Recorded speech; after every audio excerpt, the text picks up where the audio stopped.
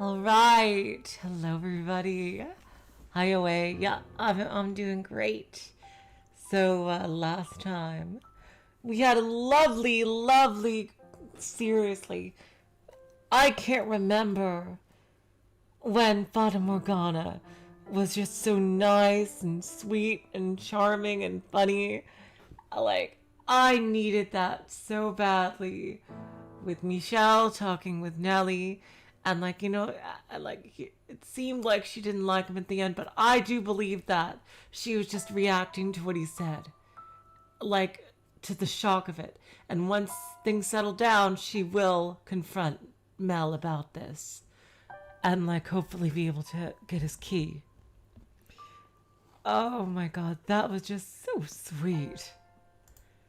Seriously, that really was just so adorable. I guess this time, we're going to go to talk to Yukimasa. I'll be curious to see if his name is the same. Given, the fact that it's a Japanese name and we're in somewhere in Europe. So, without further ado, hello Guppy Force, and let's get back into it.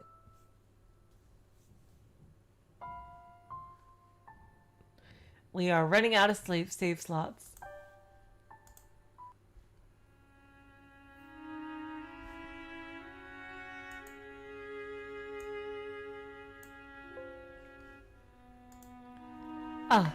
Did you just get back?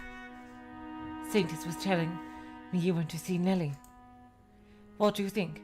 Sweet girl, isn't she? That she is.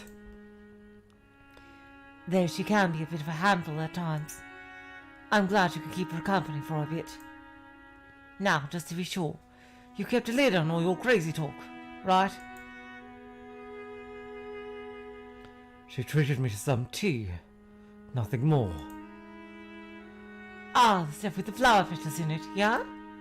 She thinks there's some kind of charm to make it taste better. Girls seem to have a thing for stuff like that. Mell. Could you spare a bit of time with me? We need to talk. Oh, sure.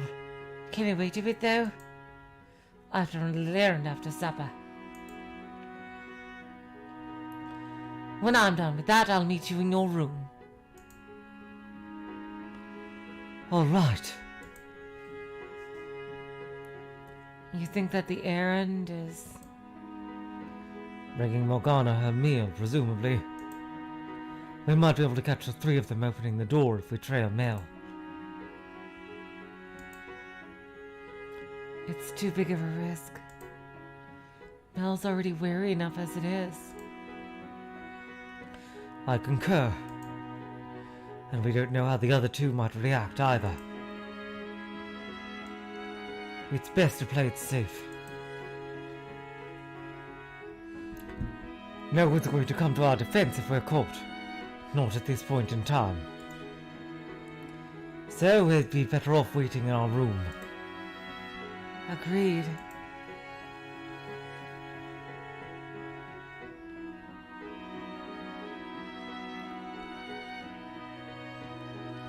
The winter had receded and spring is well upon the land. There's still a sharp chill into the night air. I hate it when that happens. Even with the windows shut, the wind still manages to slip through the cracks, making the candle flame waver.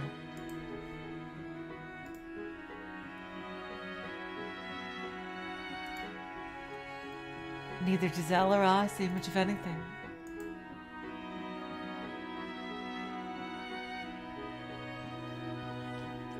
But nevertheless, when she does speak, the sound of her voice, soft and pleasant, relaxes my nerves. The faint sound of her breathing reminds me I'm not alone, that she's there, always watching over me. When the candle is about half gone, the door swings open.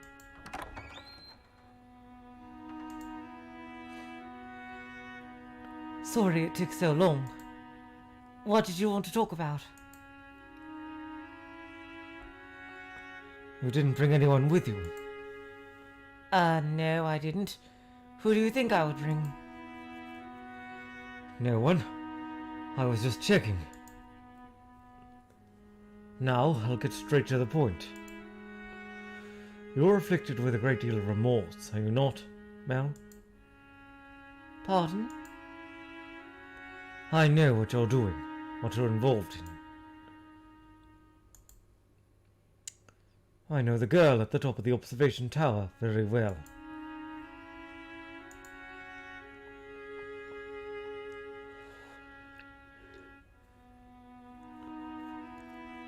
Her name is Morgana, and you have her imprisoned in the tower. The door requires 3 keys to open, of which you possess 1.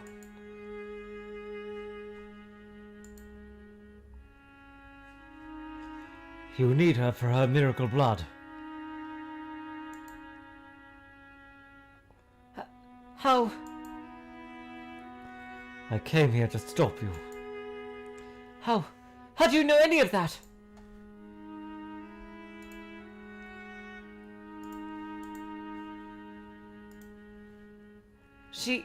It's not possible she could have told anyone. Did one of them tell you? No, it wasn't them. I was told all of this by Morgana herself. How could she? What I'm about to tell you is going to seem impossible, but every word of it is the truth. I am not from this time. Many, many years after her death, Morgana's soul told me what happened to her. What? What are you even talking about? She's still alive. You're not from this time. What? Are you mad? Can you come up with any other explanation for how I would know everything I know?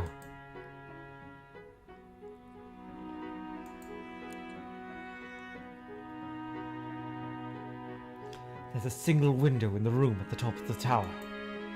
A small, insignificant thing that sits high upon the wall. And entirely useless for communicating with the outside world.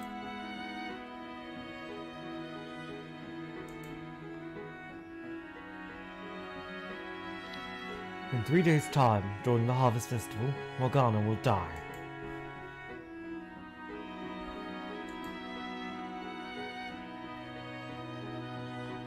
And I must prevent that from happening. Prevent it? To do that, I need your key. Will you give it to me?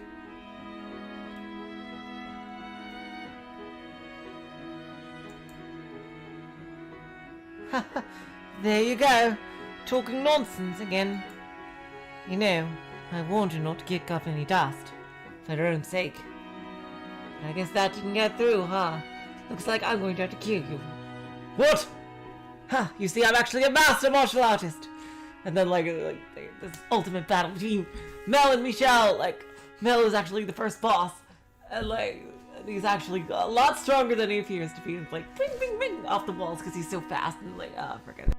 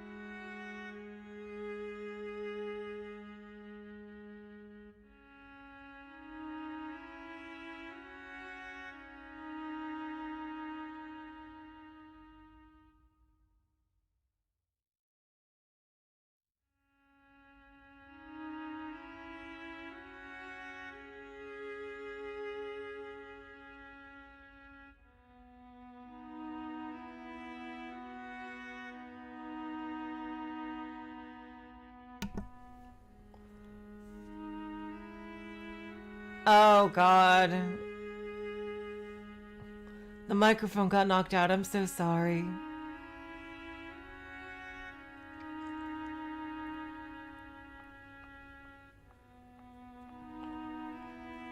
You know, I warned you not to kick up any dust, for your own sake. But I guess that didn't get through, huh? I don't care who you are or where you came from. All that matters is you intend to stand in our way. What? Did you think I was just a helpless little boy? That you could take my key without any trouble? Well, you'd be right about that. If it was only me, stealing my key and setting her free would be a trivial matter. But it's not only me. And the other two, they won't hesitate to kill you. Your life, anyone's life, means nothing to them. You don't know what they're like. Sorry about that. Thank you for telling me away. That would have been really bad for the remainder of the video.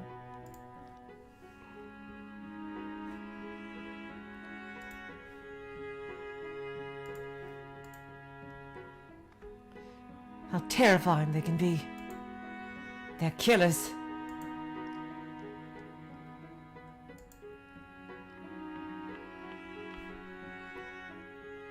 I'll tell them everything you told me. I'll tell them you know our secret. And don't come crying to me when they come for you. I warned you.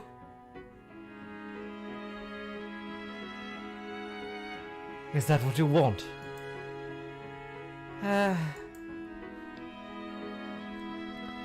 Will you find comfort you seek by being their devoted little slave and keeping Morgana imprisoned in that tower?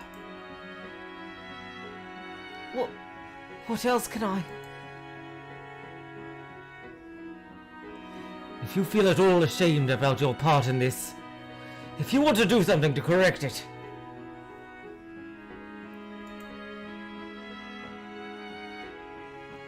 then you need to take that step. You can't fix this problem on your own, no. But I am here to help. I'm not ashamed about anything. Don't lie to yourself. Don't act like you know how I feel. What the hell is your deal anyway? You show up out of nowhere, spouting all this "I'll save you" and "all here to help" rubbish. You need to do this for your sister! See? Now that's ridiculous! If I wash my hands of this, I won't have access to the witch's blood anymore. And without that, Lily can't get better. She'll die without that blood. Her blood has no miraculous healing powers. You only believe it does, making it appear to work. Hello, Ruka. Welcome to the stream.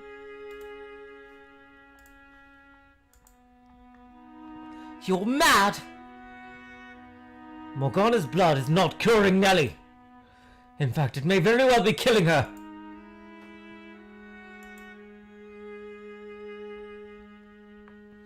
If you keep giving her that blood, Nellie will also lose her life during the Harvest Festival. What? You're standing on the precipice of a horrific tragedy, and you're going to take everyone down with you if you don't turn back now. What are you... All three of you are going to lose everything on the day of the festival. And there's only one way to prevent that. You have to set Morgana free! You're insane. If you think I would believe that. Nellie's going to die. Could you have told a more mean-spirited lie? You're the one who's trying to kill her! I'm just trying to save her. And you're going about it the entirely wrong way. Do you have any idea how lonely your sister is right now?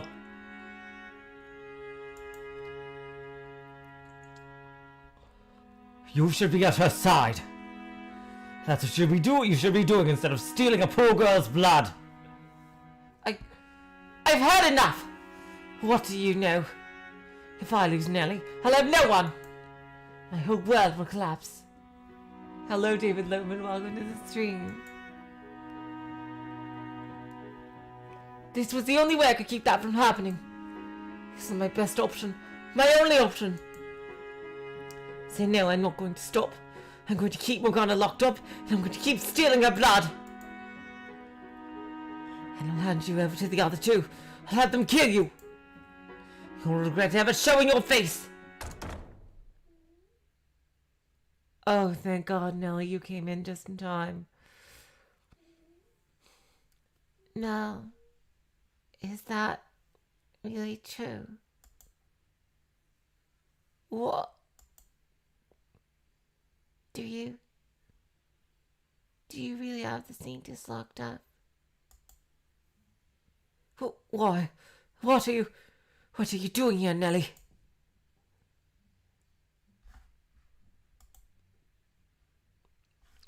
That man told me I had to talk to you.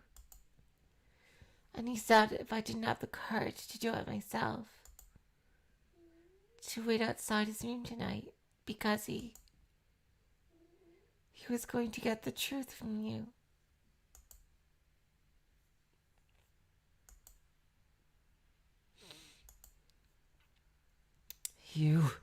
You conniving son of a... You were planning this all along!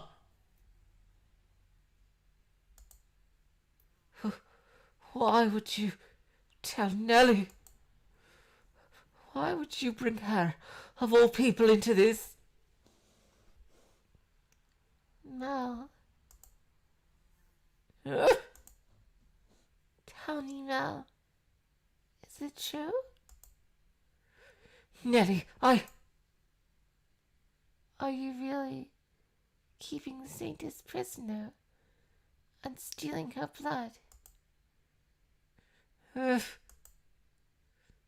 you said you would have him killed.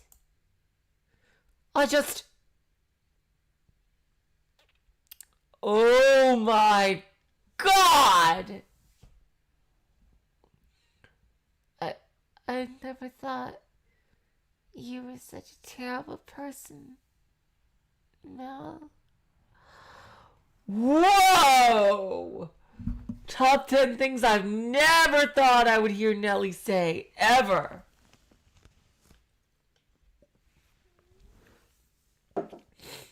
I think Nellie just shot up a few points in everybody's book.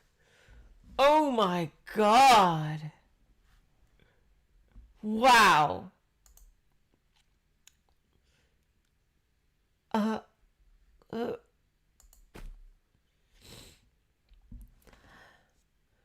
I can't believe you would do such despicable things. No, you're not my brother anymore. Nellie! Michel, go after her! Oh God! Oh God!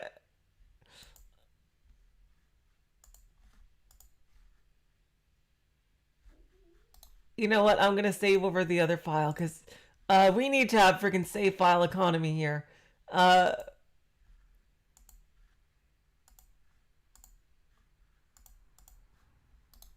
Let's see. Oh God.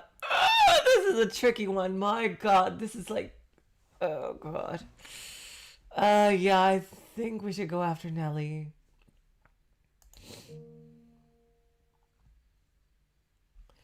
We have to stop her. Bring her back.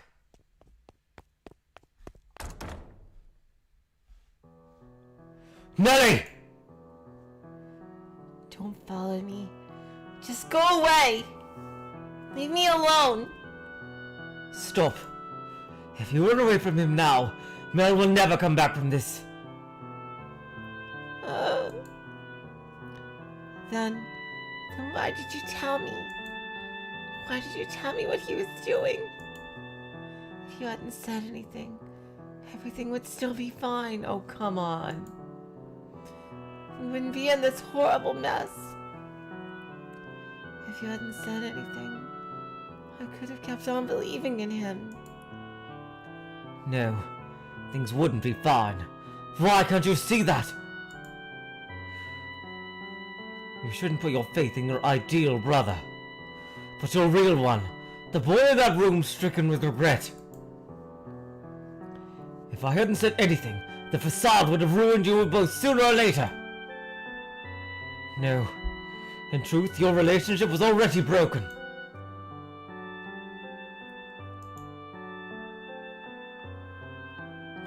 You were simply ignoring the spreading cracks.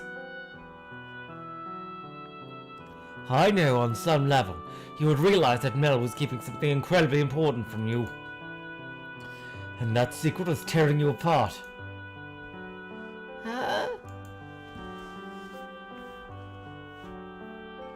There's nothing good about this, though. And we'll never go back to the way we were. We could never go back to what it was like when we were kids. Just the two of us playing together every day, having fun. Everyone's childhood comes to an end. The flow of time is impartial. You cannot fight it.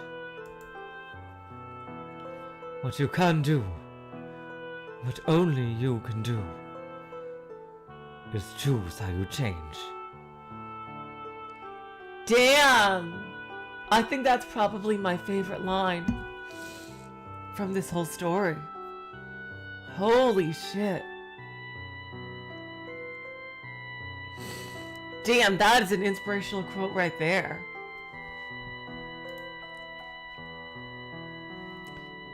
But... I will admit, I am the one who opened your wounds, and now I'm putting the responsibility of tending to them onto you. It's cruel, I know. But if you don't come to terms with Mell and make him withdraw his participation, even greater suffering awaits you far in the future. And I mean really far. It's not over yet, and you cannot let this be where it ends. The bonds you formed over the years are not yet broken. And you can do what I was never able to. You can still repair your relationship. wow, Mell. Michel, oh my god.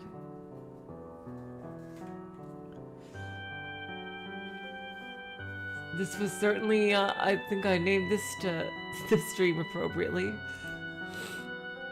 But I'm scared. Scared that my brother, that my Mell could do such terrible things. That he could say, he would kill you.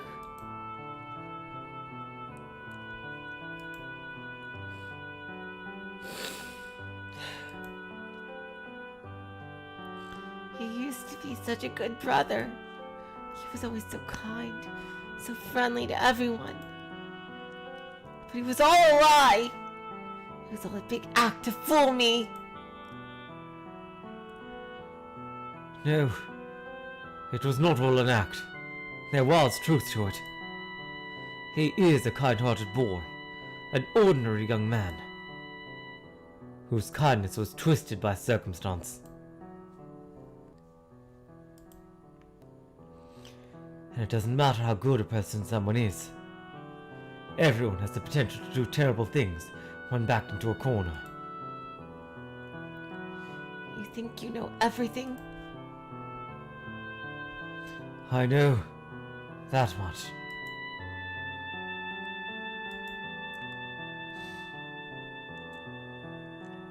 Nelly, if you want your brother back, you have to act now. Please, you must take action.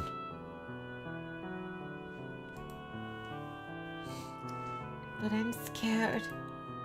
What am I supposed to say to him? I don't know. I'll be there with you. You don't have to face this alone. There's more to this story than we've heard. We don't know how he got himself involved in this, and I mean to get the rest of it out of him.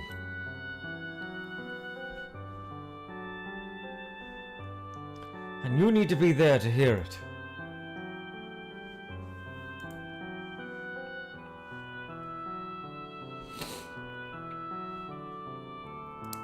If, when I hear what he has to say, I try to say something I shouldn't.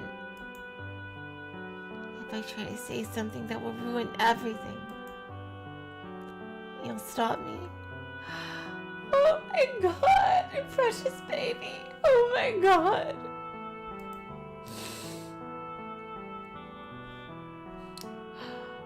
Oh.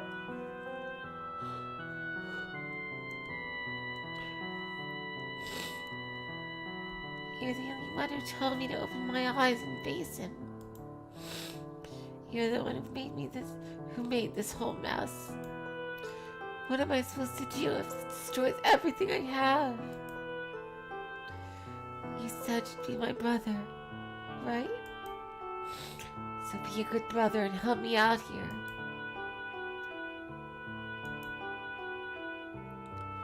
Promise me, you'll make sure nothing goes bad. You'll do that, won't you?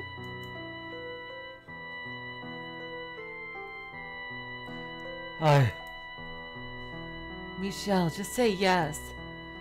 We won't let this go bad. Have faith in yourself. Faith that you put their relationship on track to recovering. Promise her. Give her the courage she wants from you.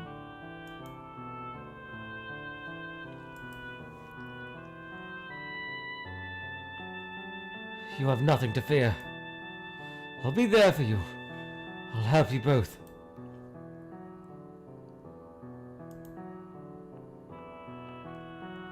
Okay. I'll do it. I'll go back.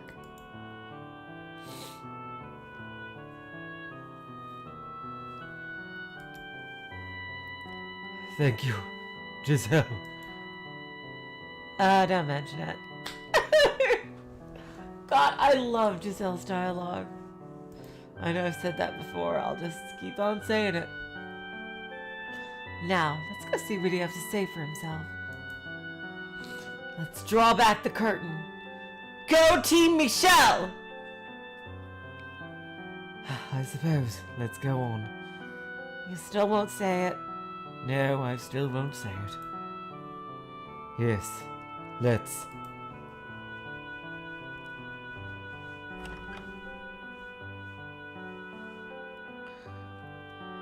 Nelly.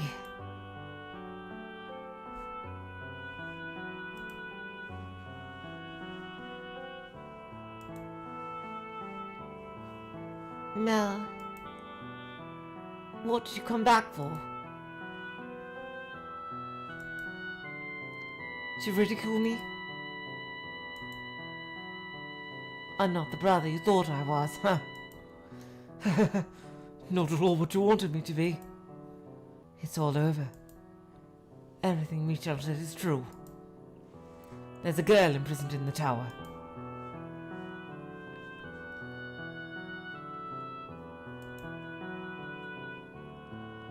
A completely innocent girl. The girl who saved your life, in fact. Go on. Tell me how cruel and terrible and evil I am. I'm no prince. Here's an idea. Why don't you make him your new prince?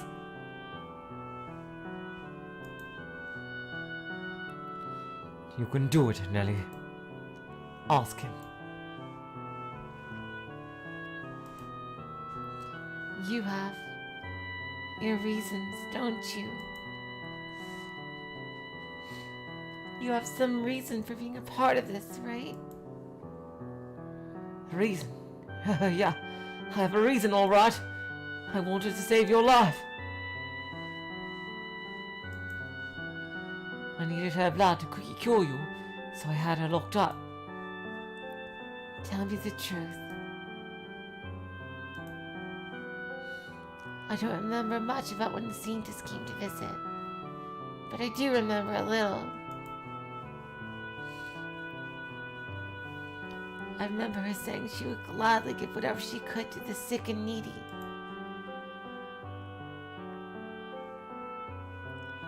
which means you had no need to lock her up. Wow. Nellie's a lot smarter than we gave her credit for.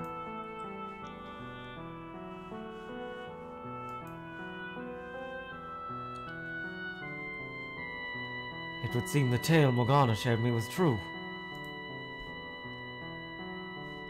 She really was a saint. Yeah, she was. Tell me the truth, Mel. Tell me everything. There's nothing to tell. There is. I know it. What is he hiding? There's more to a story than just the facts. The things you thought, the things you felt, are all pieces that combine to make the whole story. Isn't that right, Michel? You're exactly right. Don't I know it?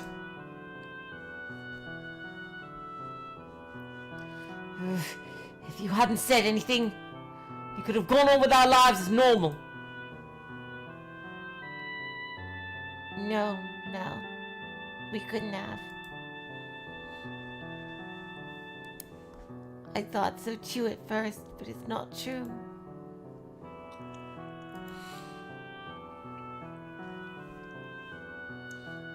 Our normal lives ended long ago.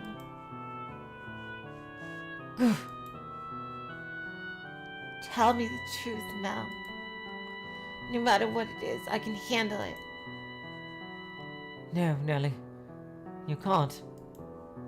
A girl like you, who dreamed of becoming a princess, couldn't possibly bear to see how hideous her brother has become.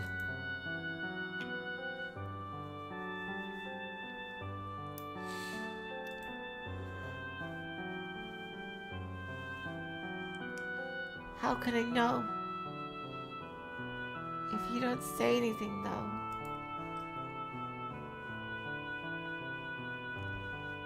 That's how it's always been with us. You were nice to me, and that was all I needed.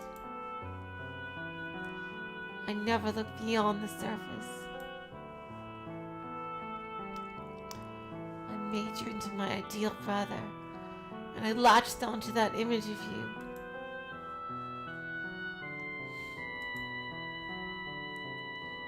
You're a kind person now. You really are. So kind you played along my fantasy that you were a prince. But you don't have to act for me anymore.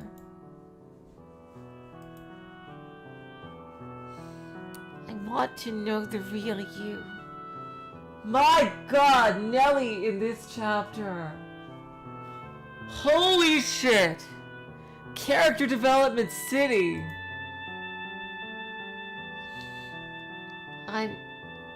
I'm all done being a princess. I'm just your little sister now. Nothing more. Your one and only little sister, Mel.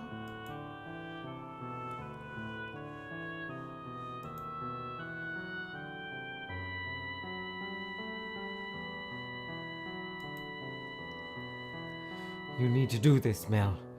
You need to tell your story.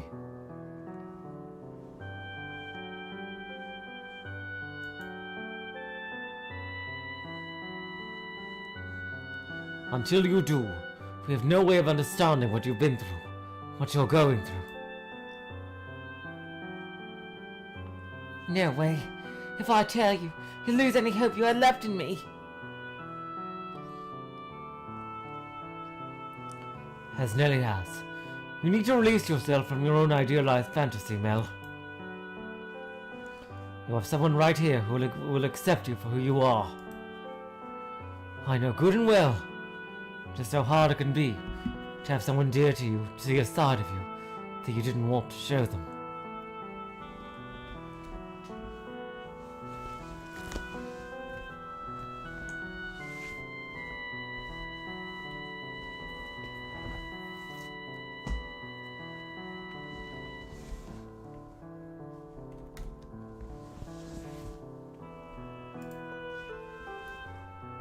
I think you might want to get it off your chest, though. And I think you want forgiveness. Fantasies are not everlasting. They all crumble eventually.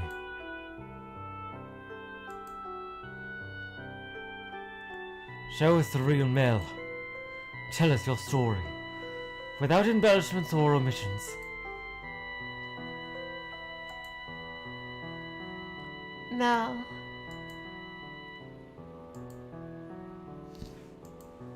Oh, okay. I'll tell you. Not like I have any other options. Nelly, if at any point you can't bear to hear any more, so be it. You're free to leave whenever you like. I won't go anywhere. I can almost guarantee you. Almost. Interesting. I pray that ends up being true.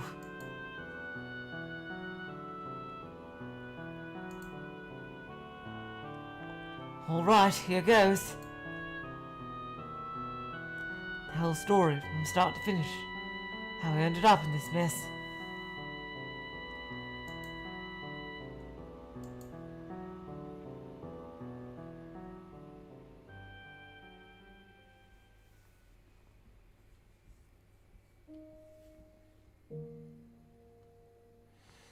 Until around the time I turned 17, my life was mostly uneventful. On days when it was nice out, I would take walks around the house's grounds, sometimes napping beneath a tree. It was picturesque, and you were always there with me. You have the same flax-colored hair as me, but yours always seemed to glisten in the sun, whereas mine is flattened down. You shone like a tiny little dancing sun. All the time, I assumed that's how life would always be. I genuinely wanted it to be. Look at this beautiful... Wow. This beautiful background.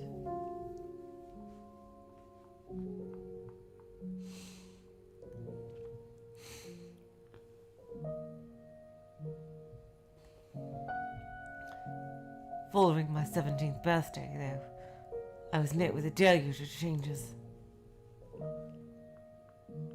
First, father fell ill and passed away shortly thereafter.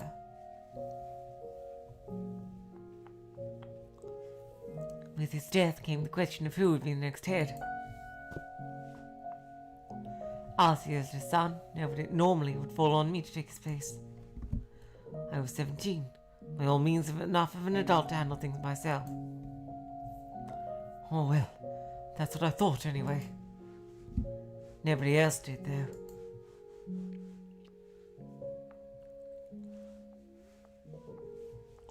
After discussions I had no part in, it was decided that my uncle would be the next head. That they weren't confident I had the spine to do the job properly.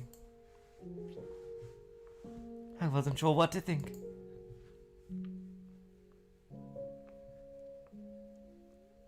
Part of me wanted to know why nobody bothered talking to me, and part of me was relieved. Somewhere inside, I knew I didn't have what it took.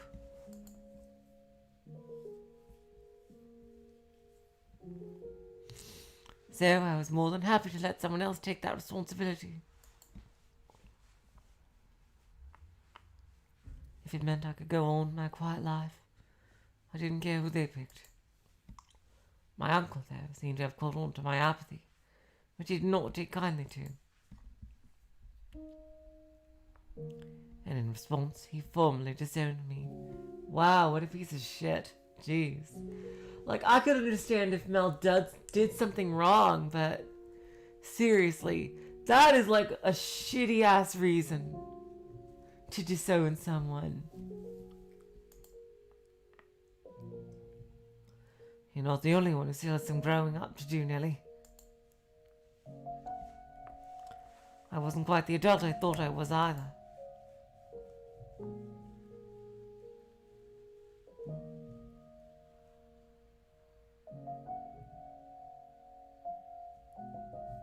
Fortunately, if you want to call it fortune, I was given enough money to live on for a decent length of time, as well as a place to stay. It was a small house, far from home, his way of making it hard for me to come back. Not that I had any intention of returning. But the best thing to come out of it all was you coming with me, Nellie. So this is our newest home, dearest Mell. Yes, so it is. It's amazing how little there is. No big yard, no paintings, no vases filled with colourful flowers, no silver bowls full of fresh fruit. But there is you and me.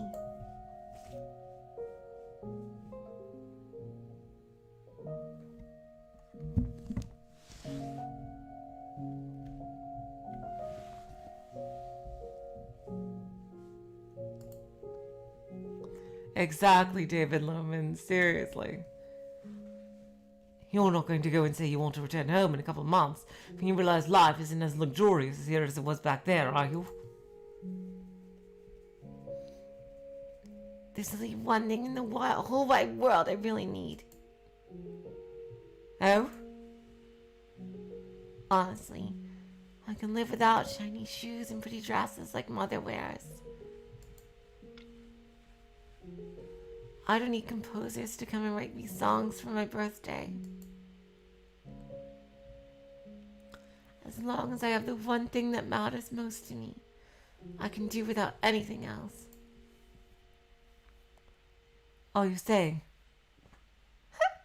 I'm as happy as I've ever been.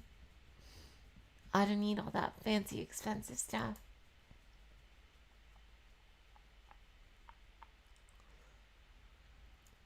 Yeah, it sounds to me like the uncle disowning him was more of an excuse than an actual reason. It sounds like he wanted an excuse to get rid of him.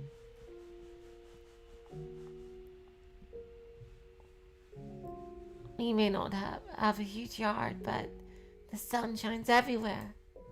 Flowers can grow even without a gardener tending to them. Nellie. I'll do whatever I can for you, dearest Mell. Are you hungry? I'm hungry.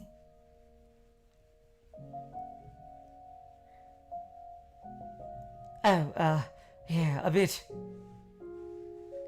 Oh, sorry, he was responding to her question. He was saying, yeah, a bit hungry. All right, I'll make something then. Starts off with some fruit jam, then maybe make a pie out of it. What else sounds good? I'm craving cookies. You've got quite the sweet tooth. You're going to make yourself sick like that.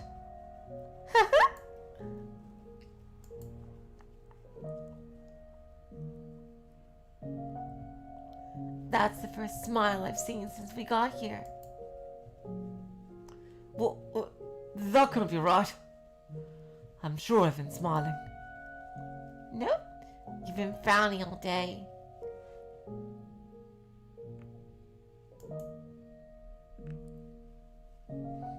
Whatever you say.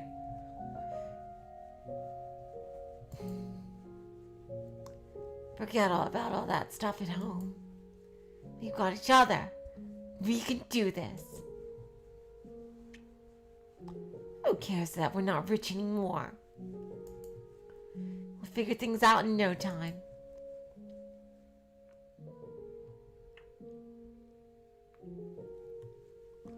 And then we'll have even more fun than we did back there. Yeah, you're right. It'll all work out, dearest Mell. I'll always be here for you. You've got yourself an adorable little princess. What more could you possibly need? Cheer up. Thanks. I'm really glad you decided to come with me. Did you think for a second I wouldn't? I'm your princess, dearest Mell. And princesses belong with their princes. I suppose so.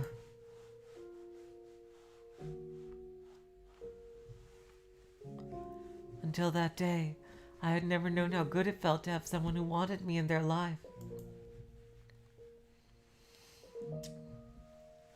Who saw me for me. I realized for the first time how blessed I had always been.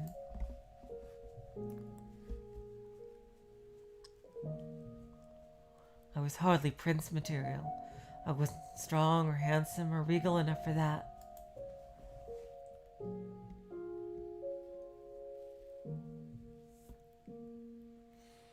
But Nellie calling me her prince gave me the illusion of being worth something.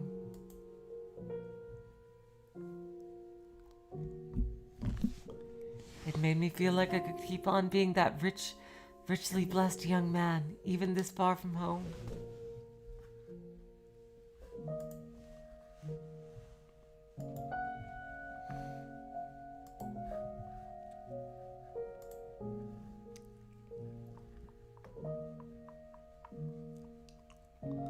While I've been given some money, my supply was far from infinite.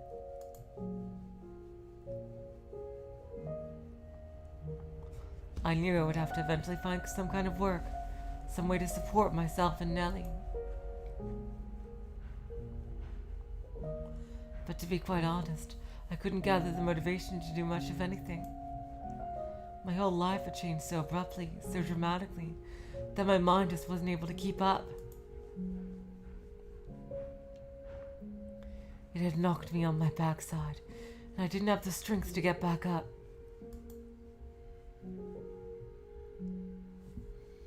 I couldn't tell Nellie that, of course, so this is what I said instead.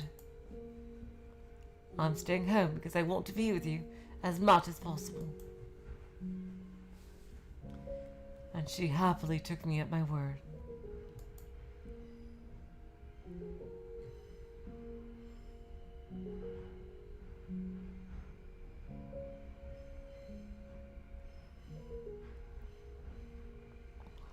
Our new life together was quiet and unremarkable. Even so, it was still a constant stream of new experiences for the two of us, having been pampered our entire lives.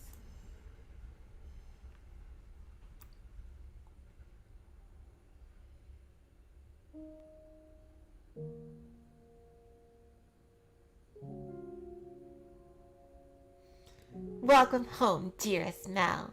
What did you buy today? I got a chicken.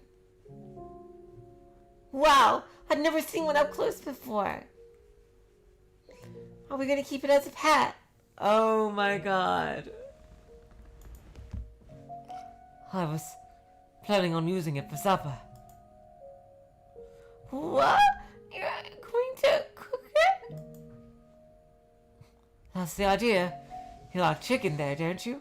Steamed, especially if I remember right. Yes, but...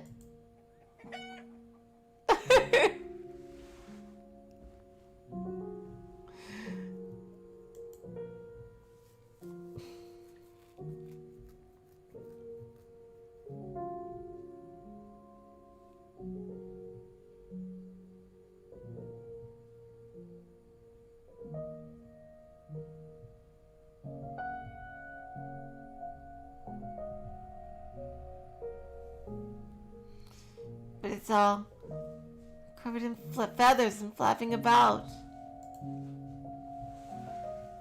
How are we supposed to cook it? Ah, if I remember, that guy said you have to pluck its feathers and cut off its head and drain all the blood.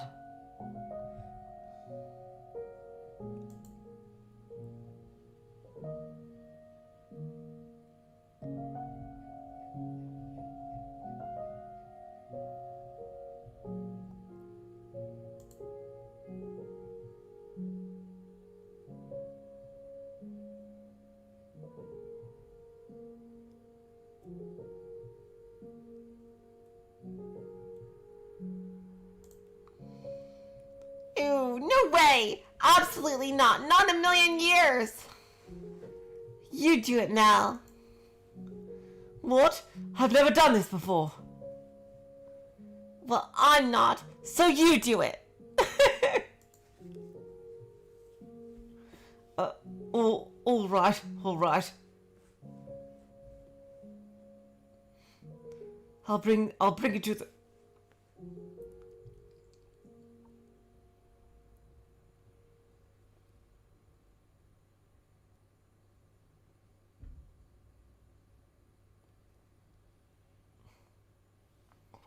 Not inside, do it outside. Okay.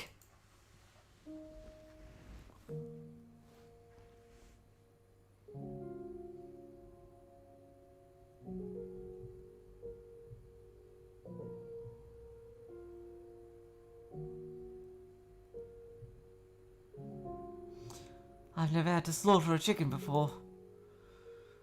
The chefs back home always took care of it. God, I hope I don't screw this up. Well, I'm not going to accomplish anything if I just sit here worrying. Got to give it my best shot. Give it the old thwack right on the neck.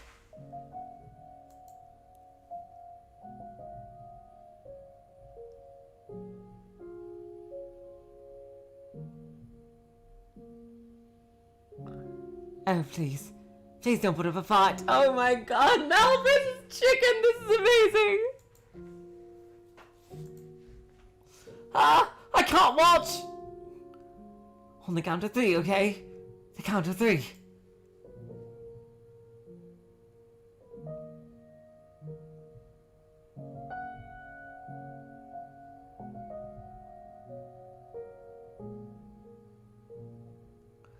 One, 2, 3. Go! Wait! Come back! Oh my god.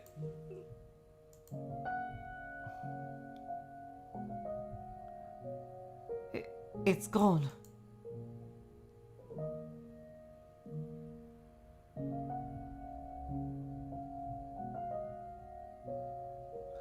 At first, I was just fumbling around in the dark, constantly messing up everything I tried. But in time, I started getting more comfortable with things, and I stopped pining for my own life. For the longest time, I couldn't shake the memory of the fact that I had once been a noble.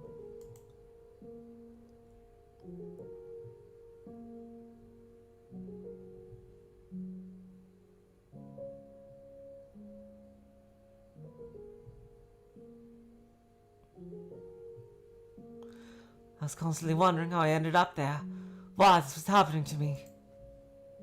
Nellie had seemed to have adjusted fairly quickly, but I wasn't faring so well.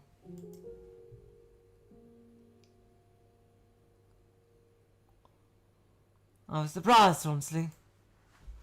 I figured if anyone's going to have an issue with our new lifestyle, it was going to be her, not me.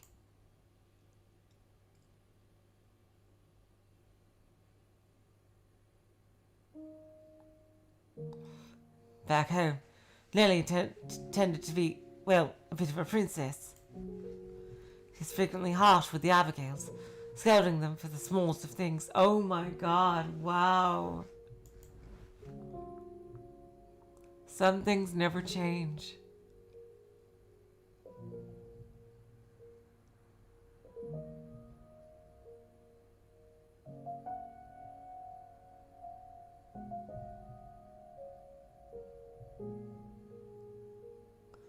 There were times when I thought she might be biting her tongue for my sake. But every time it crossed my mind, she would say, "I've got you, dearest Mell. Everything's just fine." And it was those words that kept me going.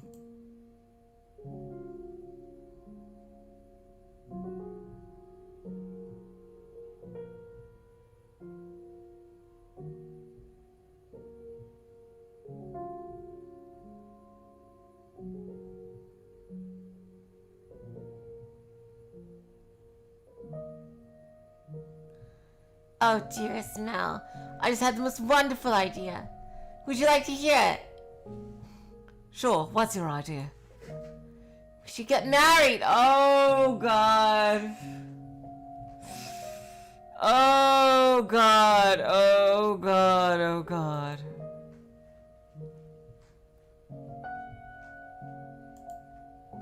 What? You can't be serious. As serious gets.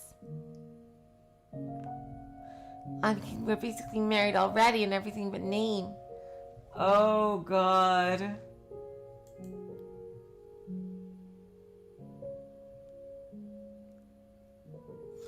Oh, we can't do that. We're siblings. Nobody here needs to know that.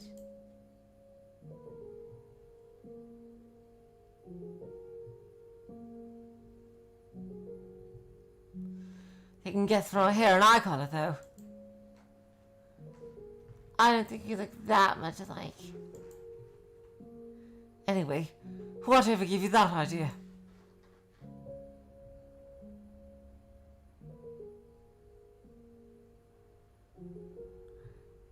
If we get married, then we can be together forever. Oh my God, she is so pure about this.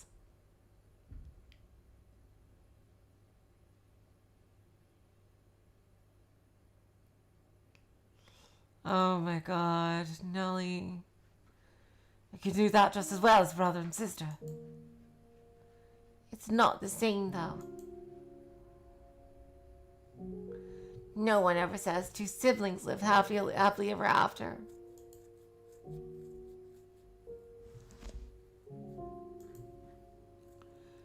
I want to be with you for the rest of my life, dearest Mell.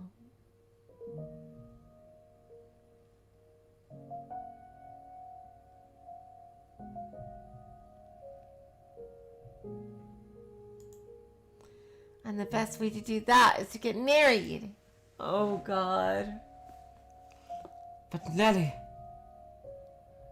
What are you so hesitant for? Is there someone you pine for? No, not in this timeline. No, but...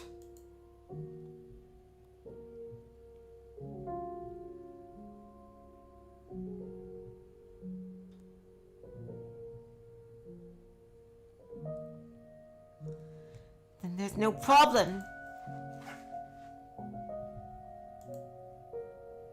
We're blood-related siblings. Does she realize that getting married means eventually having children, and everything that leads up to that? I think she's too innocent. That goes against the teachings of the Lord. No, she's still just a kid chasing after a fairy tale ending.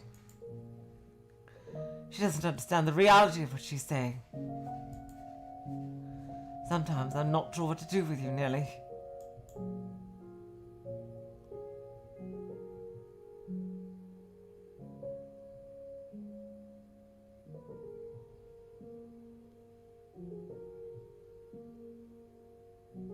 So you'll marry me? But right now, I know you need God's word. Starting tonight, you're getting your own private sermon every night. Understand? Bleh!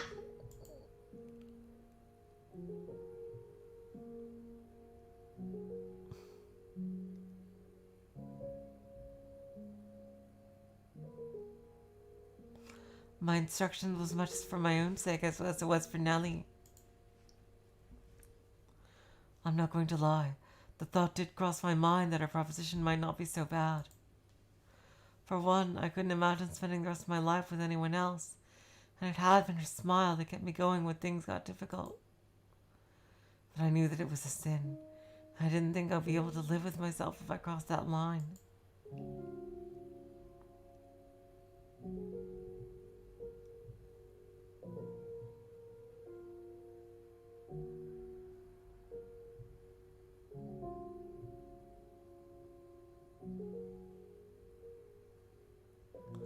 So, night after night, I taught her, reminded her that we were brother and sister, and that we didn't have to be anything more for her to be the most important person in the world to me.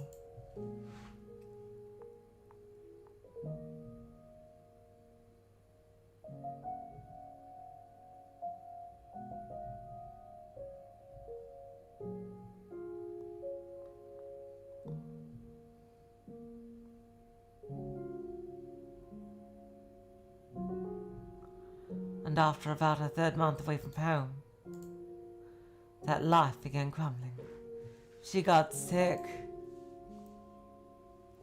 Nellie one day woke up with a high fever that refused to break. At first, I thought it was just a cold and that she'd be over it soon enough.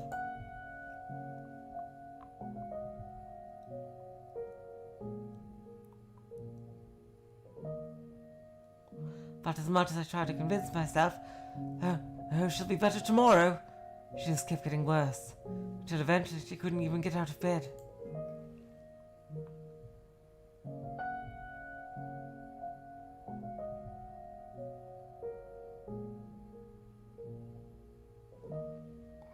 She had visibly lost weight, and I had never heard her voice so weak and lethargic before.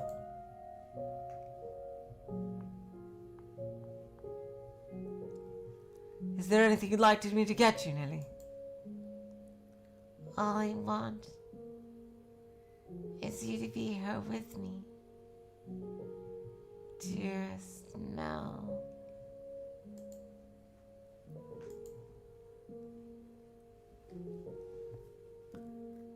You really should eat something.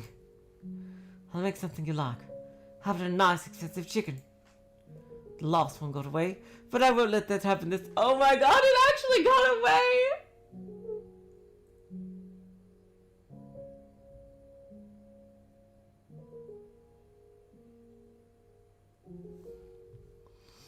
I'll make something you like. How about a nice... Oh yeah, sorry. I'm not really in the mood for anything too heavy. Oh god. Oh, okay. Don't you worry, Mell.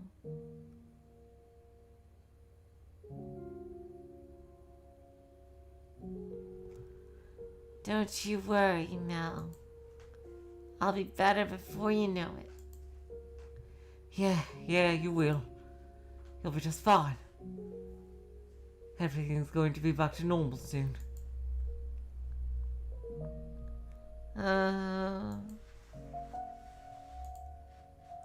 Watching Nellie grow weaker every day scared the hell out of me.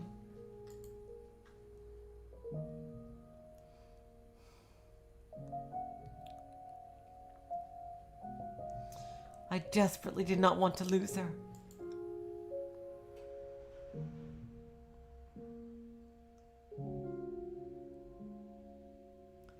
If I lost her, then who would be left that wanted me? Who would tell me I was worth something? Who would say nice things about me?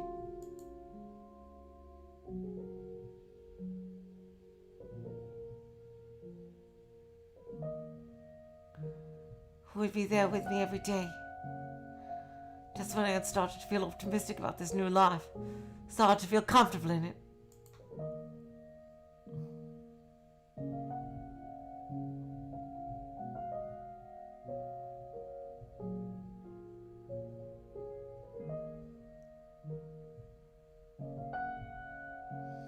It was looking like it might fall apart again.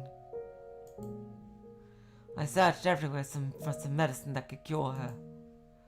Healthy foods, fruits and vegetables with supposed medicinal properties, anything I could get my hands on. I prayed. Oh, Nellie, you were overjoyed.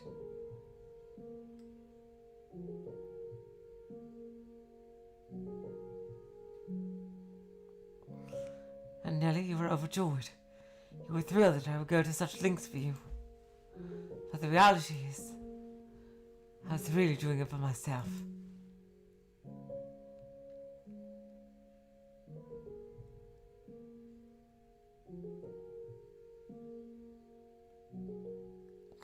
But as much as I searched, I couldn't find anything that worked, and I started to panic. I would go to bed at night, afraid I'd wake up in the morning, and Nellie wouldn't. I was already grasping at straws. I was ready to try anything that had even the slightest chance of curing her.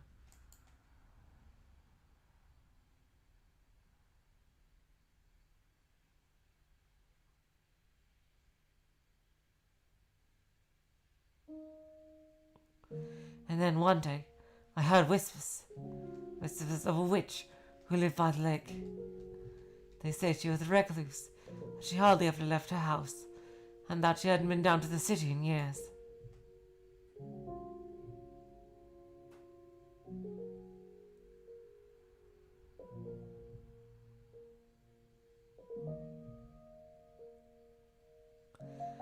They told me she might have some medicinal herbs that could help, so I rushed down to the lake to see her.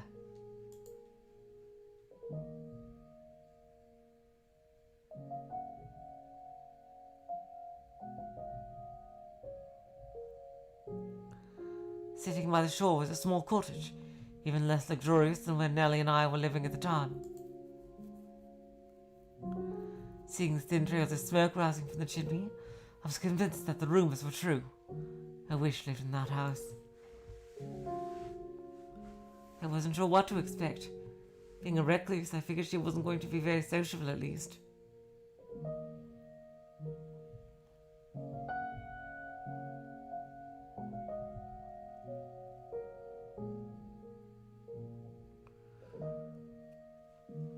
To tell you the truth, I was kind of scared to knock on her door. But I had exhausted all my other options, so I clenched my teeth and gave the door two firm raps.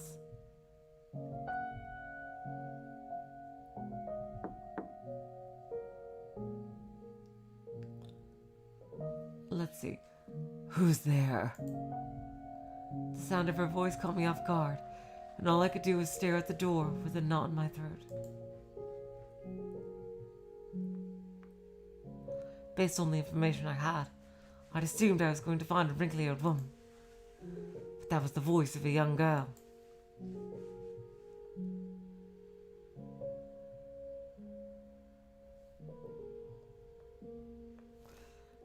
And even though she'd only said 2 words, there was something incredibly enchanting about that voice.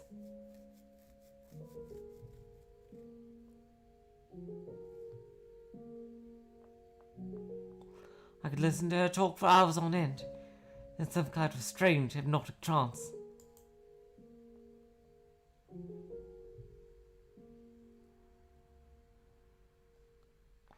It was almost like magic, for lack of a better word. I stood there dumbfounded, like my soul had been sucked from my body. Who's there? She repeated her question, which brought me back to reality.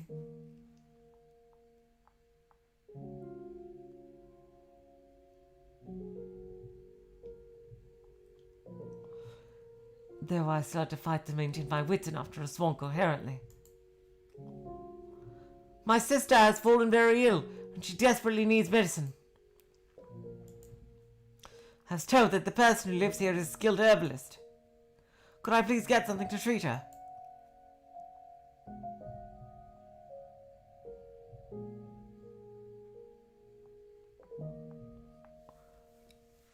Okay, you guys, I'm going to take a bit of a bathroom break. I will be right back.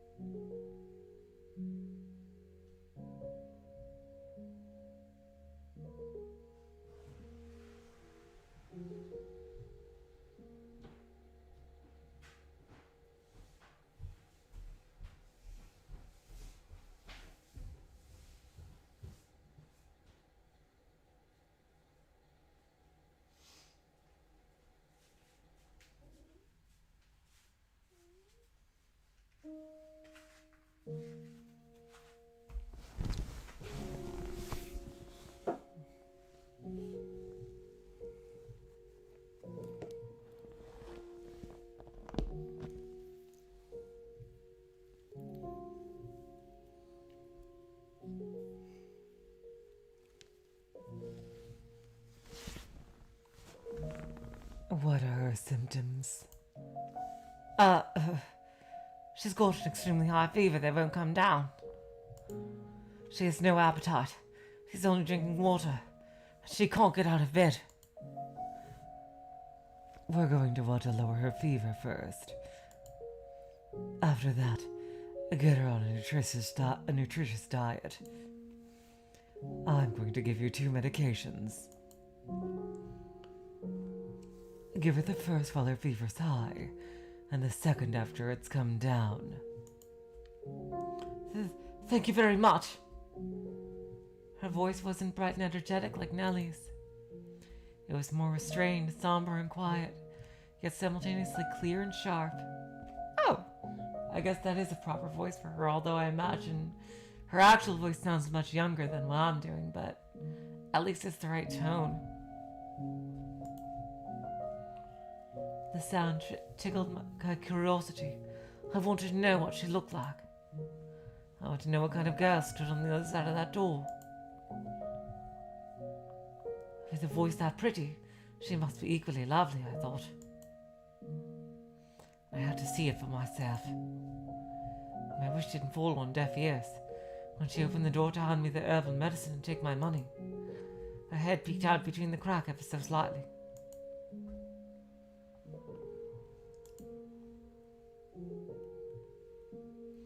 I said I would tell you everything, exactly as it happened, so I'm going to be perfectly honest with you. It was unsettling. It was nothing like I had imagined from her voice. Her skin had, I guess, fallen off or something, because you could see the raw red flesh beneath. To say it was hard to look at would be an understatement. Most of her face was covered by a black hood, so all I could see was her mouth and chin. Even that much was harrowing. But the last thing I wanted to do was look away. For all I knew, that was why she had become recluse. I couldn't let myself hurt her, so I suppressed my own disgust and put on my best smile. People often tell me I have a very pleasant, amiable smile, so I figured I could use that to prevent her from picking up on what was actually going through my mind. And when she saw my face, a look of surprise seemed to cross hers.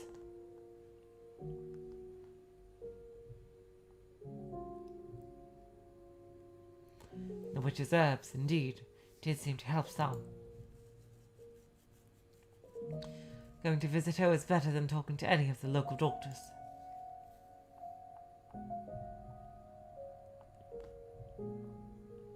Nonetheless, Nellie hadn't been cured. She was only feeling a little bit better.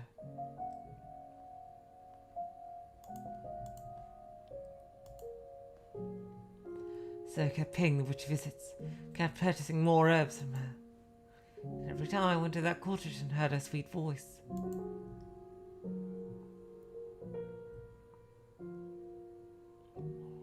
I imagined how much sweeter it would sound without a door obstructing it.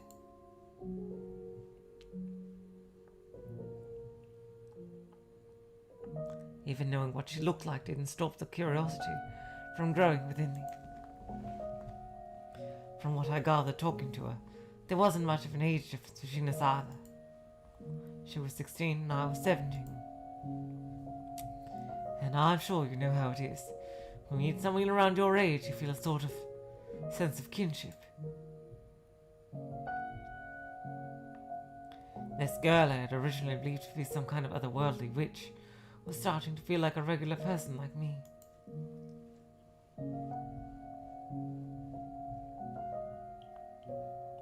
Through our conversations, I managed to learn her name, as well as the fact that she had come here from a faraway country. We were both a long way from home.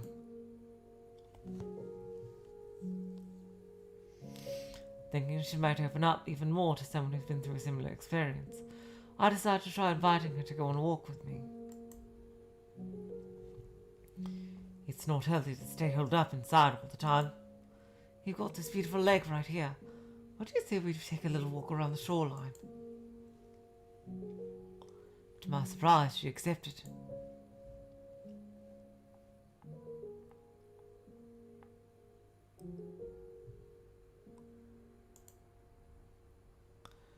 great weather, isn't it? I love the way the sun reflects off the surface of the lake. It's gorgeous.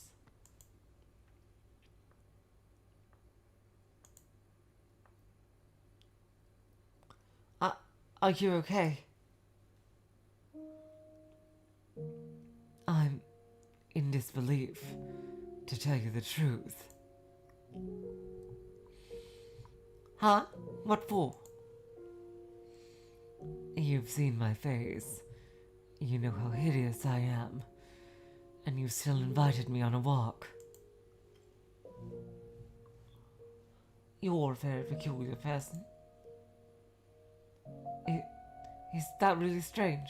I mean, we're almost the same age, so I figured we might make pretty good friends.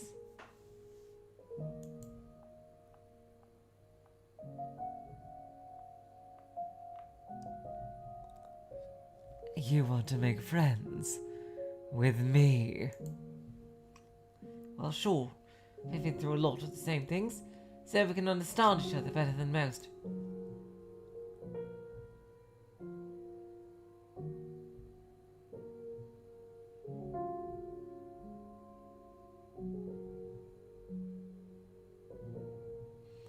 Understand each other. Yeah, we're both young. We've both been through some rough times. I'm going to be blunt with you. You have not been through anything like I have. That is absolutely true. What? No! If you had experienced the things I have, you wouldn't be smiling right now. Oh. I haven't known you long, but I don't need to have in order to know how unequivocally dissimilar we are. That we were cut from a very different cloth. Well, yeah, we're people. We're not made of cloth, so... Oh my god, Mel, seriously. That's not what that means, you know. Oh.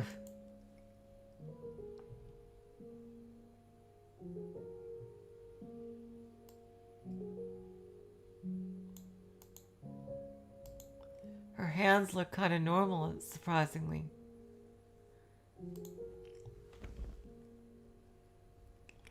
I'm sorry. I didn't mean to be so harsh. In fact, I would say you're much better off not being in my position. Sounds like you've been through a lot. If you don't mind me asking, what happened to you? I'd be happy to lend an ear. It might make you feel better to get it off your chest. And that is what's so different about us.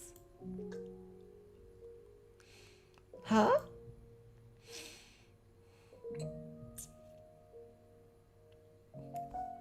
I will not tell you about myself. No. That said, I do appreciate the concern. Thank you. Oh, wow.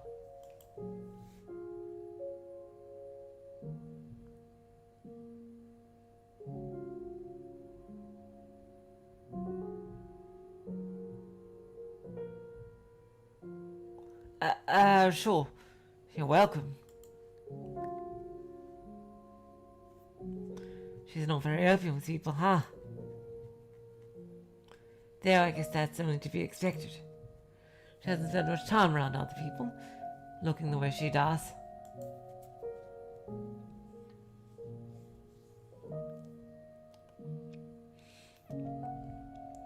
I wonder if there's anything I can do for her.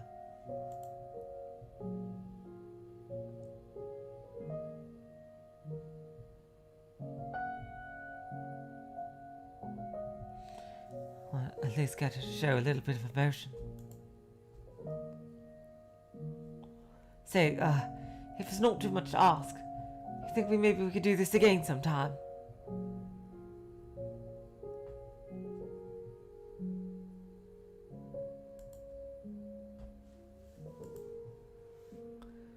Don't expect me to lower my prices. I'm not trying to squeeze a better deal out of you.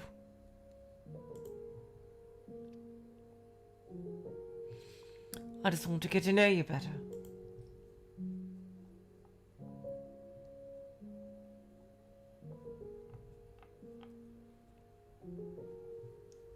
No, nothing more to it. No ulterior motives. Promise.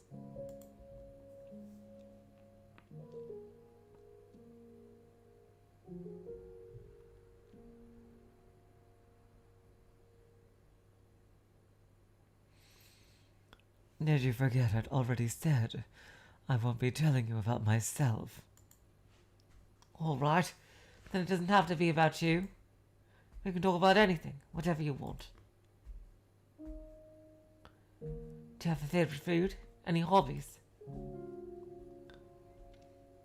Nothing in particular.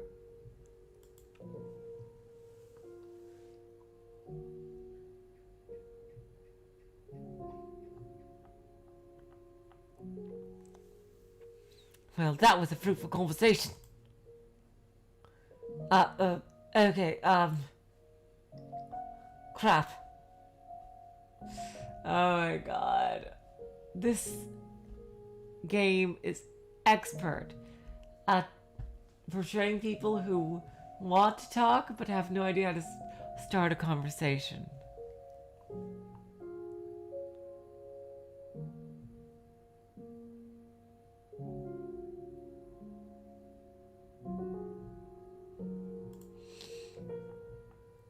I have no interest or taste worth mentioning, so if you want to talk, I suppose that leaves you to be the subject. Me? Tell me about yourself. My life's not all that exciting. Anything I had to tell you would probably just bore you. I'm not looking for excitement.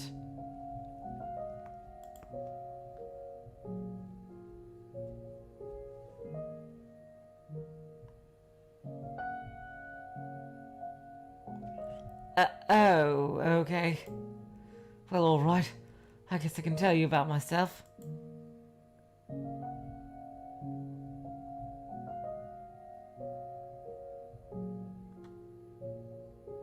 And so I did. I told her about my family situation. I told her about Nellie. That's pretty much all I had to talk about.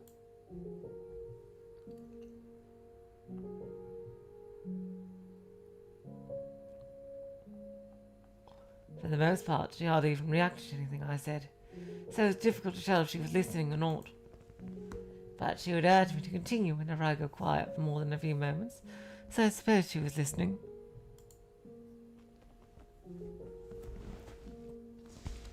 Every time I came to purchase more medicine, we'd go on a walk around the lake together.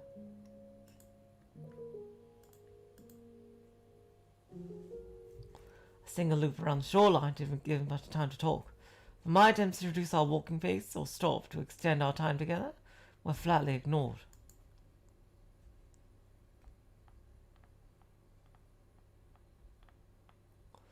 And she refused to go around more than once, claiming it would disturb her daily rhythm. That said, she never refused an invitation either, so I don't think she particularly disliked me. Yet, anyway.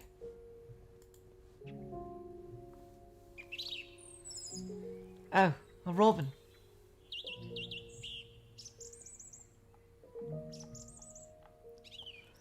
What does a robin have to do with your sister?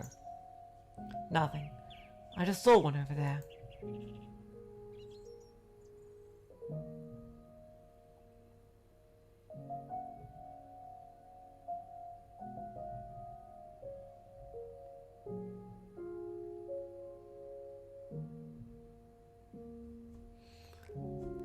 If you listen, you can hear it singing.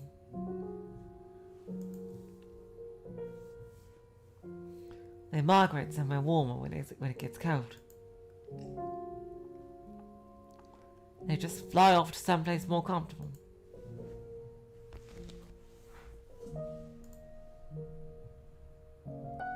If I had wings like a bird, maybe I could be free to... There is not a single creature living in this world that is free. Well, Birds regularly get shot down by hunters or preyed upon by larger birds.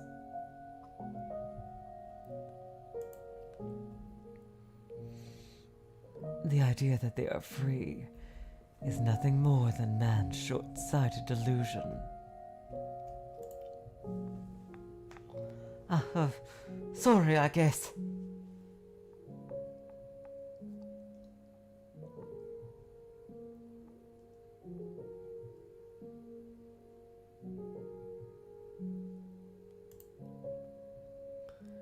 No, I should be apologizing. I wasn't trying to attack you. I simply lack the ability to properly empathize with others. I do not understand people. So please, if I say anything that upsets you or makes you uncomfortable, don't assume that was my intention. Sure. Maybe you're hiding it, maybe you just don't know yet. But I think you got more empathy than you're letting on. I agree. If she's aware enough to say that, I would agree.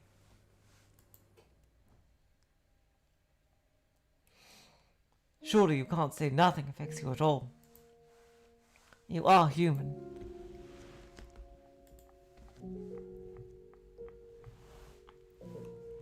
So you don't have to be so closed off.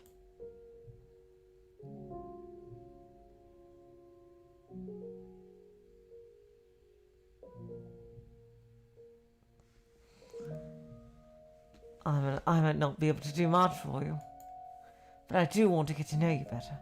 I want to understand you.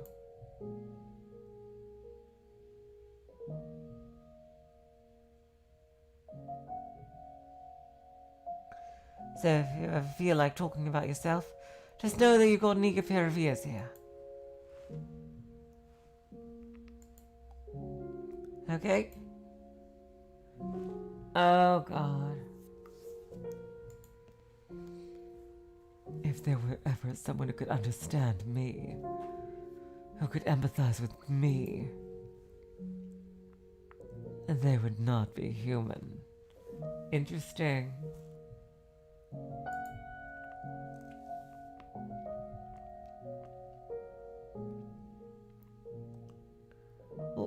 What do you mean? That you would need to be far removed from any idea of humanity to have a chance at understanding me.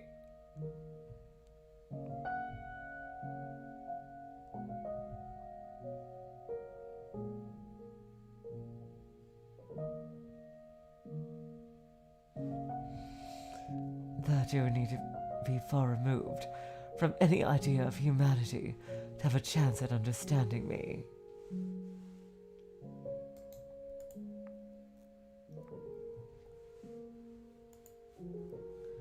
Regardless, I do appreciate your kind words.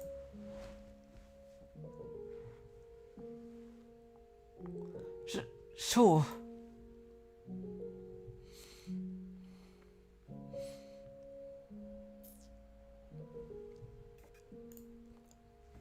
So, out of curiosity,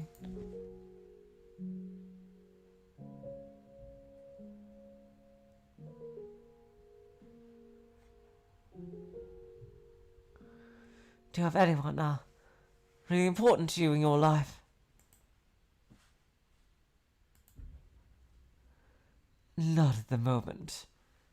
A very interesting way of going about this question, Mel. But it should be obvious because she just said she doesn't really talk with anybody. Does that mean you used to?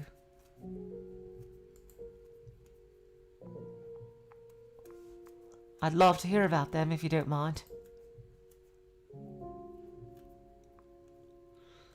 They're all long dead.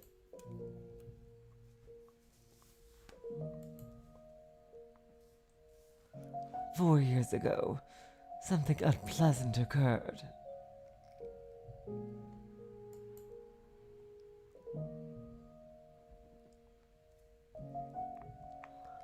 And as a result of that, I was forced to part ways with the people who taught me that humans have the capability for kindness. God damn it.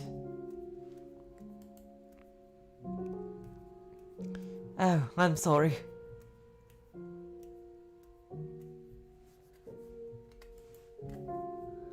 Well then, if your sister's condition worsens again, come see me. Farewell. Hey, maybe we could walk a little slower next time, so we have more time to talk. I want to get to know you better.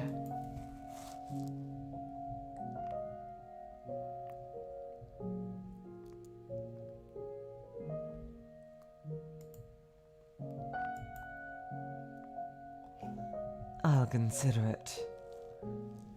Damn. Does it really require that much thought? It does when you're fucking Morgana.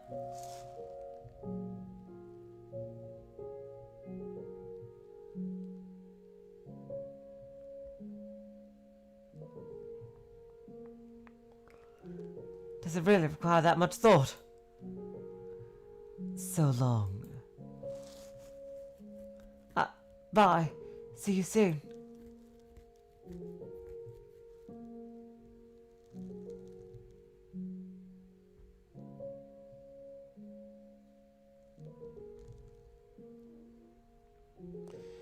Things continued on like that for a while. Nearly bounced back and forth between getting better and getting worse. Emotionally, I felt not far behind, getting very little in the way of peace of mind.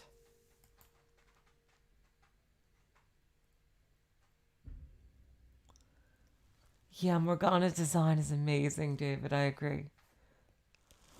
Having to spend so much time worrying over and looking after Nellie was starting to wear me out, even though I knew good and well she had it much worse than me.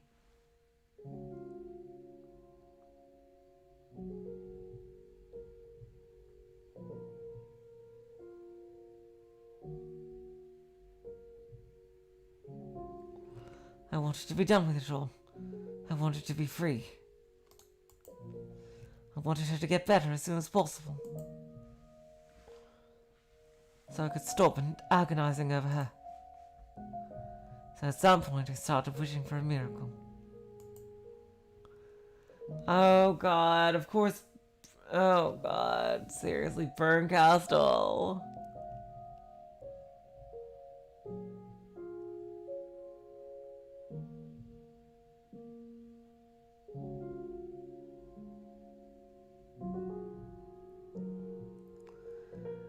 I also didn't care if it came from God, an angel, or something less holy. I just wanted someone to cure Nellie and take the weight off my shoulders.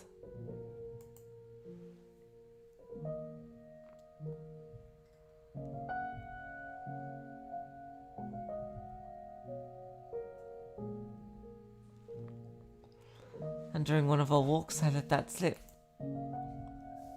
I'll take anything at this point to make her better. I'll even take a miracle if I can get one.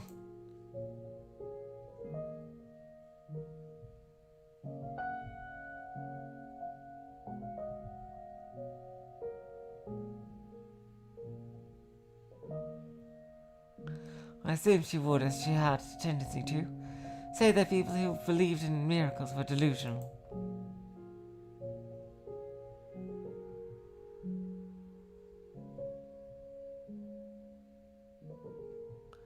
She was, in my mind, very much a realist. This is why her response surprised me so much.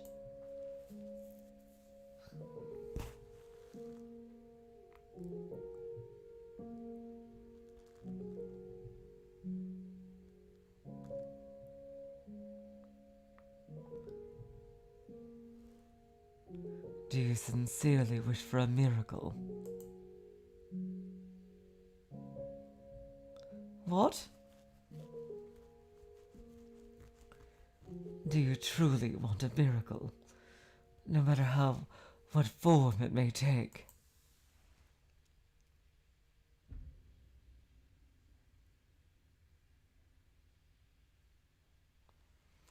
Well, yeah. I've tried everything else.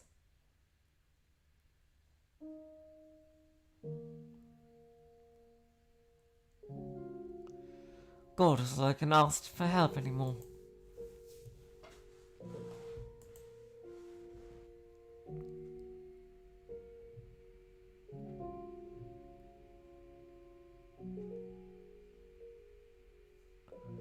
I know you're going to say, there's no such thing as miracles. If there were, Nellie would already be better.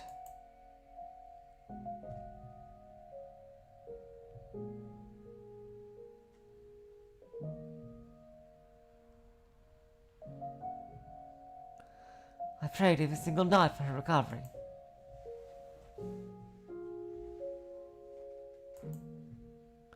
It's all just an illusion, I know.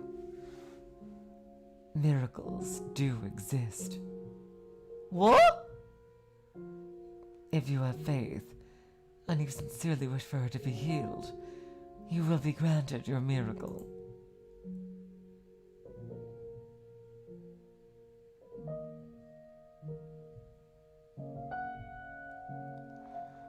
What are you talking about, Morgana? You've said many times that you wish to know more about me.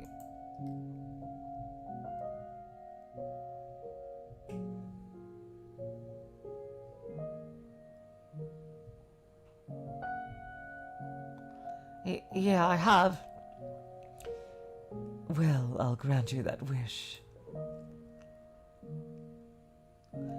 As you listen to my story, you will come to understand why I said you will never be able to empathize with me.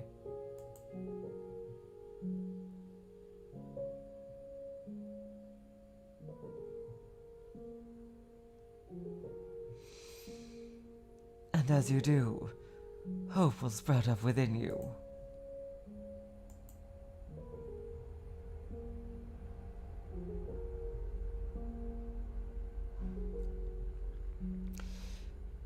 Here in my lakeside cottage, I am known as a witch, but I did not used to be called such. Oh, God damn it. Go. No? I am the daughter of God.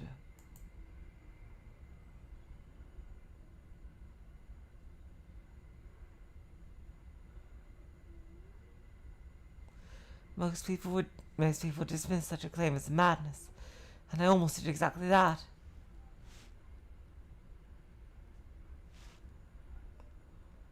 But there was something strangely enchanting about her voice.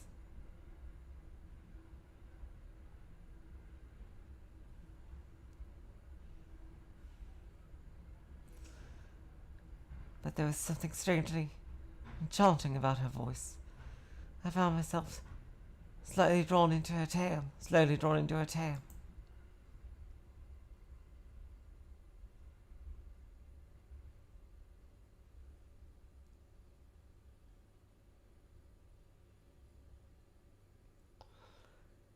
Listening intently to her every word. The more I heard, the harder it was to believe that she was lying. And before long, I was convinced she was the daughter of God, a saint whose blood had miraculous powers.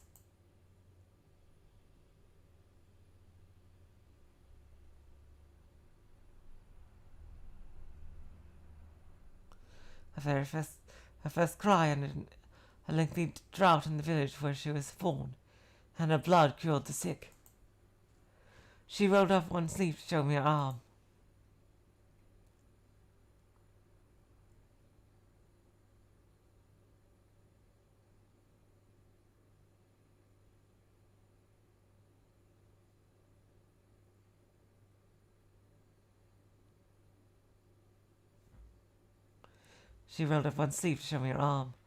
Practically an inch of skin from her shoulder to the tip of her fingers was scarred from where she'd been cut. Can you even imagine? Like, that must be just painful for her to move it around at all.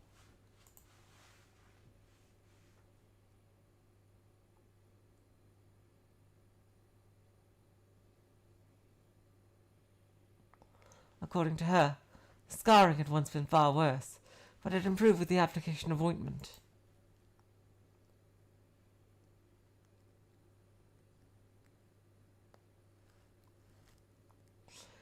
Every single one of those scars, she said, marked a person who had sought her blood.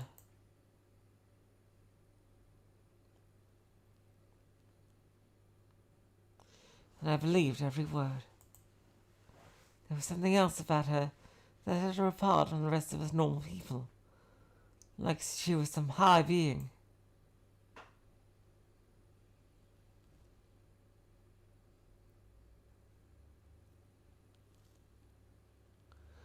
They were not all self-inflicted wounds, nor the marks of someone who tried to take her own life.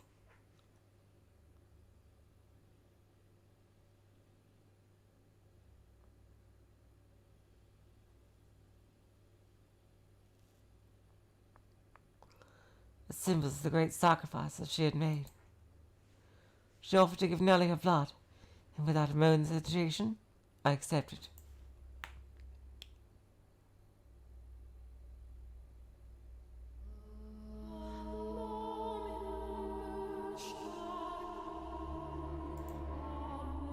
Mell? Hey, Nellie, I'm back. And I brought someone with me, a saint. A saint? Yeah, she's here because medicine hasn't been working for you. She can perform miracles, so she's going to cure you. Miracles? That's right, her blood has miraculous healing powers. Blood? Nellie is barely conscious.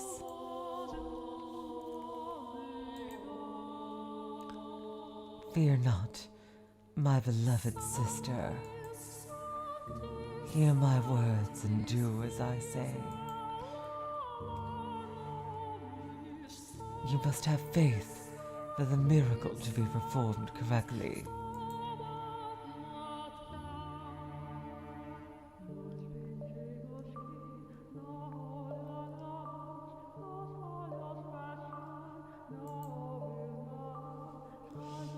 I give you my blessing, that it may bestow upon you salvation.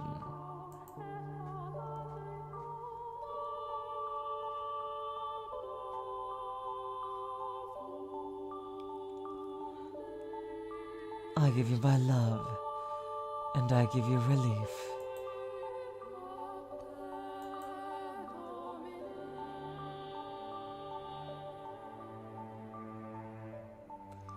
Hear my words.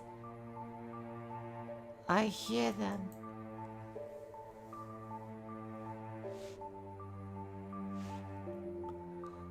This body was created not in a mortal womb.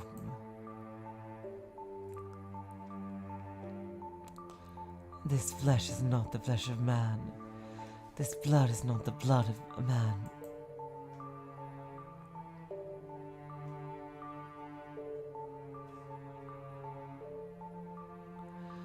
The water that flows through these holy veins flows from the river of creation.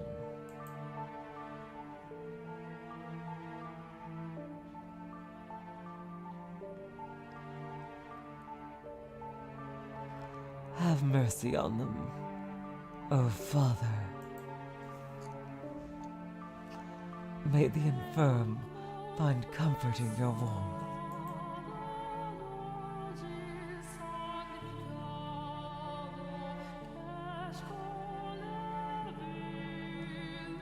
May the destitute find reprieve in your generosity.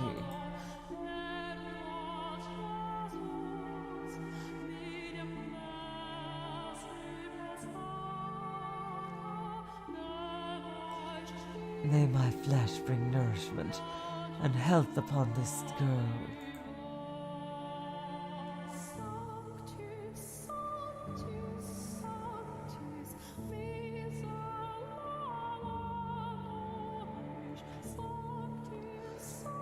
Bestow upon her your blessing, O Father. Morgana held a pale hand above Nellie's mouth, and without hesitation, sliced her own wrist. Ugh. Blood slowly trickled down her middle finger and from the cut, dripping into the gap between Nellie's bluish lips.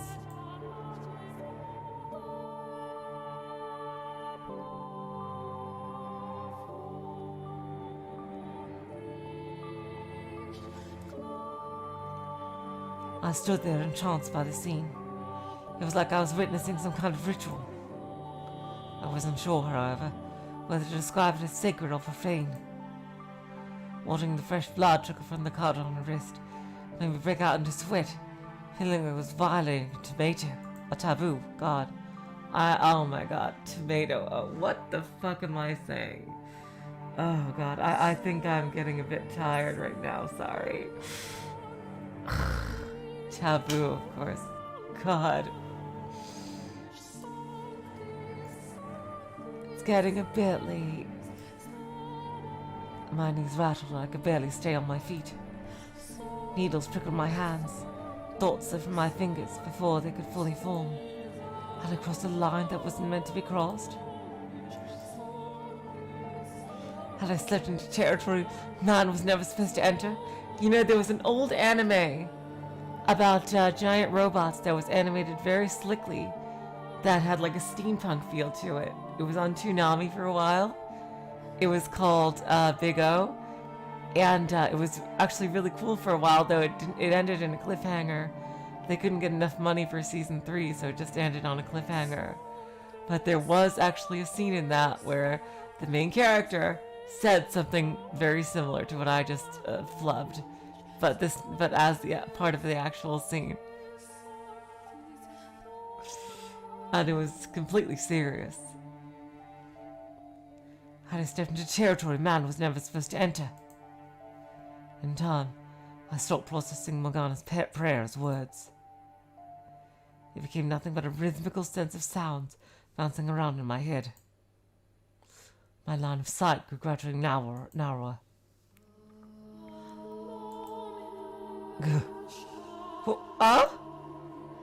Are you all right? The ceremony is complete. How's Nellie?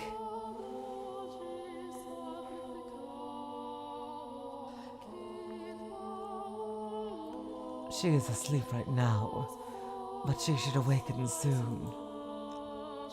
Oh good.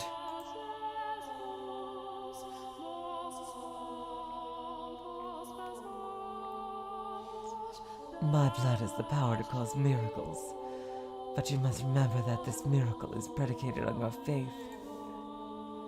So you're saying we need to worship you? No. I am merely God's progeny. Your praises and prayers should be directed at my Father, the Lord God.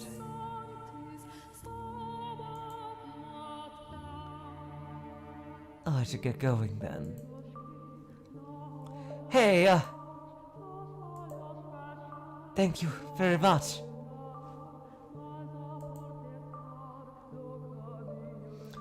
When Morgana had said I would never be able to understand or empathize with her, she had not been lying. Having only heard her tell of it, I'd still believed there was room for me to close the gap between us. That we still had enough in common. But seeing it with my own eyes, feeling it with my entire being, I no longer had any illusions of us being on the same plane. As I gave her my thanks, my voice was audibly trembling.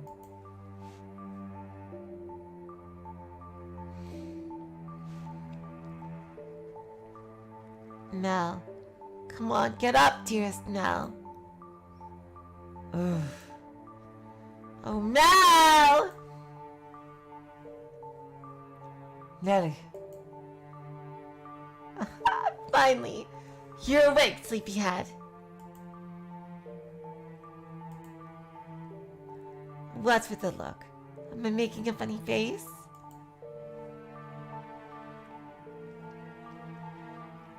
Are you good to be up and about?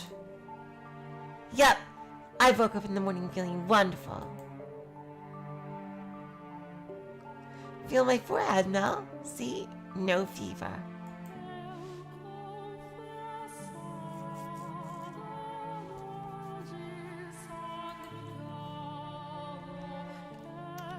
It is. It's gone. She actually performed a miracle.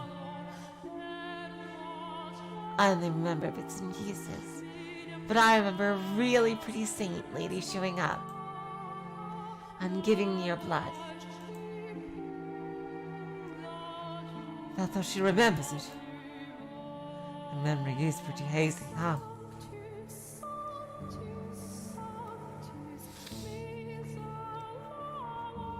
And then I got this warm and fuzzy feeling inside me. Then I had this really strange dream.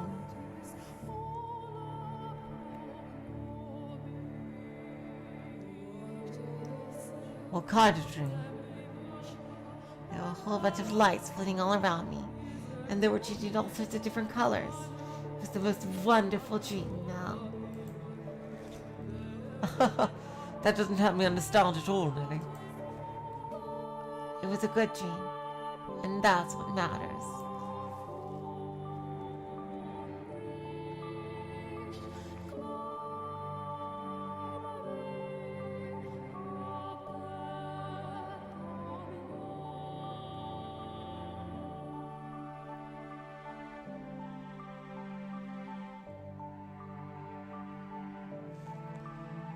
Must have been the Saint Lady's powers at work. Must be, yeah. I'm so relieved you're feeling better, Nelly. Sorry for all the trouble I caused you. But now everything can go back to normal. Yep, all back to normal.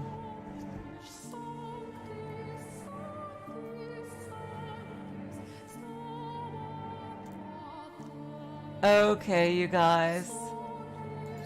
Damn, we are seeing Mell's story in detail. You were not kidding, Guppy Force, when you said I was going to use all the save slots. I imagine the other two will have such long stories as well. Oh my god, damn. You're right, we are nowhere near done. Okay, so tomorrow we're actually going to finish Sumeat Sushi. We already finished the main story. We just have some little extras to do, including the all-cast review. And next time, in 2 days, we continue Fata Morgana and see what exactly drove Mell to do what he did to Morgana. So, I will say to you guys, so long, farewell, auf Wiedersehen, good night. You're all the sweetest of hearts. See ya.